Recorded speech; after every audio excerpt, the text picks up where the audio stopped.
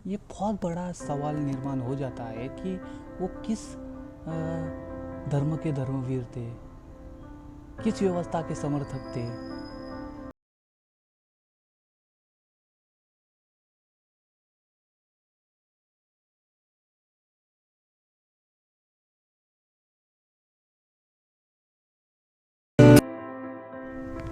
जय मूल निवासी साथियों, में मूल निवासी तुषार।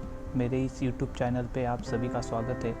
साथियों, आज जो विषय में मैं ये वीडियो बनाया है, साथियों आज जिस विषय में आप बात करना चाहते हैं वो दरअसल महाराष्ट्र में जो एक मुद्दा चल रहा है, जो विवाद चल रहा है। महाराष्ट्र के नेता, राष्ट्रवादी के नेता अजित दादा पवार जी ने ये विधान किया था, तो उसके बाद इस पर विवाद होना शुरू हुआ था। हालांकि अभी थोड़ा वो माहौल ठंडा भी हो चुका है, लेकिन साथियों मैं इस विषय को राष्ट्रीय स्तर पर मैं चर्चा करना चाहता हूँ। इसलिए सभी देशवासियों तक ये जो चर्चा है वो जानी चाहिए, इसलिए मैं हिंदी में बात कर रहा हूँ। छत्रपति संभाजी महाराज धर्मवीर थे क्या स्वातंत्रवीर? साथियों, अगर जो लोग छत्रपति संभाजी महाराज जी को धर्मवीर कहते हैं, तो मेरा उनसे पहला सवाल रहेगा कि जब आप छत्रपति संभाजी महाराज को धर्मवीर कह रहे हो तो किस आधार पर कह रहे हो? उसका क्या आपके पास आधार है? तो उन्होंने पहला स्पष्ट करना चाहिए। हाँ, छत्रपति संभाजी महाराज धर्मवीर है, तो किस आधार पर है, ये जो बात है वो उन्होंने स्पष्ट करना चाहिए, अगर उनकी बात सही है तो। एक किताब है बकर है, तो उसमें कहा गया है कि छत्रपति संभाजी महाराज जी और औरंगजेब की जो लड़की है उनका प्रेम चक्कर चल रहा था, मतलब लफड़ा था, ऐसा उस किताब में बकर में लिखा है। और उनको ऐसा बोला गया औरंगजेब द्वारा कि जब हमारे लड़की से विवाह करना चाहते हो तो हमारा जो धर्म है आपको एक्सेप्ट करना पड़ेगा। तो छत्रपति संभाजी महाराज ने ना कहकर जवाब दिया।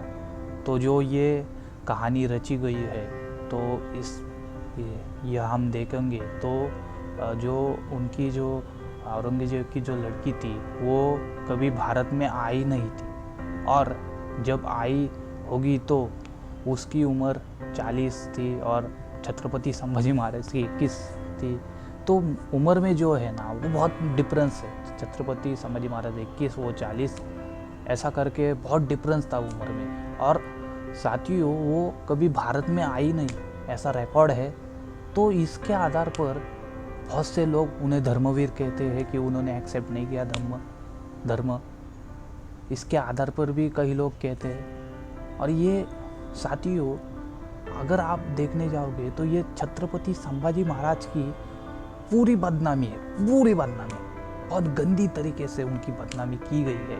और इस आधार पर जो लोग धर्मवीर कहते हैं, तो उन्हें मैं कहना चाहता हूँ कि जब आप अगर उनको धर्मवीर कहते हैं तो अगर आप इतिहास में देखोगे तो उम्र में डिफरेंस है, वो कभी भारत में आई नहीं थी, तो कैसे उनका जो चक्कर चल सकता है प्यार का? ये बहुत बड़ा सवाल निर्माण हो जाता है। और बाकी जो एक प्रकार के ऐसे भी लोग होते हैं, वो कहते हैं कि छत्रपति संभाजी महाराज जी ने जब उनकी हत्या होने जा रही थी तब उन्हें पूछा गया था कि आपको ये धर्म स्वीकारना पड़ेगा, इस्लाम धर्म। तो उन्होंने उसका एक्सेप्ट नहीं किया, अपनी जान दी लेकिन एक्सेप्ट नहीं किया। ऐसा जो रची गई है कहानी, वो किस आधार पर सही है इसकी दस्तावेज सामने तो नहीं दिखते। मैंने पूरी तरीके से देखा कि छत्रपति संभाजी महाराज को जो लोग धर्मवीर कहते हैं, तो छत्रपति संभाजी महाराज जी किस आधार पर धर्मवीर थे?